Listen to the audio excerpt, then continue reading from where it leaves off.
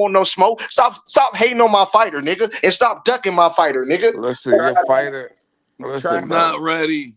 He's Your going back fighter up. not ready, SS, bro. nigga, it's a lot of Yeah, SS shit going on up here. He's It's five going Tank back is protected trying up. to do him custody a ass niggas up favor. here, Nigga, nigga. that's what SS stand for. He's Shitty doing the shit. Tank Fuck trying same to niggas. do him a thing. favor. No Like, cap. Who else is it? Black and He's Polo. Shitty doing the shit. same thing. All Doing the GTD same shit. thing. All Shakur GTD just shit up using here. Tank Ain't name just doing like shit. Devin did. amateur. Talking about some don't duck and try to fight rush from the fight Tank. Who else is there to fight? Loma got damn near 3 losses. There's a lot of Loma people got to damn near fight. 3 losses. We know how to beat Loma. You Let's got fight Tank. You want me Tell to him to hold him fight back Andy in the Cruz. board? Tell him to fight Andy Cruz. Protective custody ass niggas. that's You cool. niggas We so gonna fight complicated. Loma. Man, fight Shakur Yeah, tell him to Stevenson and fight stop Loma. ducking that No, smoke, nigga. we gonna fight that white man. Yeah, get this bag, nigga. After you ducked him. We After gonna you fight ducked that him. white man. Yeah, Nah, go we fight just him, we nigga. just Be a smart. We duck. just don't move Duck like y'all somebody, niggas. he's fighting them now, bro. The fuck? Like he was never scared of the man. How can you duck the man? Like it don't make sense, bro. And then and then and then Chuck.